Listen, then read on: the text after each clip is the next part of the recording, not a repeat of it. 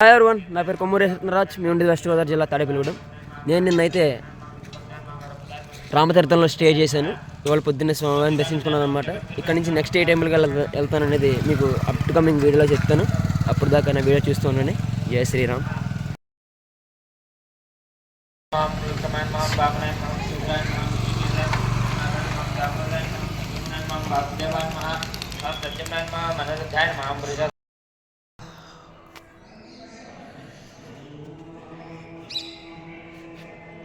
శ్రీరామచంద్ర ప్రభు.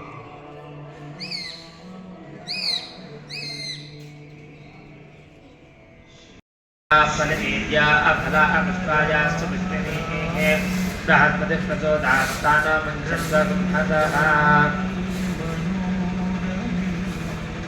फलनीया अफला अपुष्पायाश्च पुष्पिनीः बृहस्पतिः प्रचोदयात्तानमन्त्रस्वगुंहतः.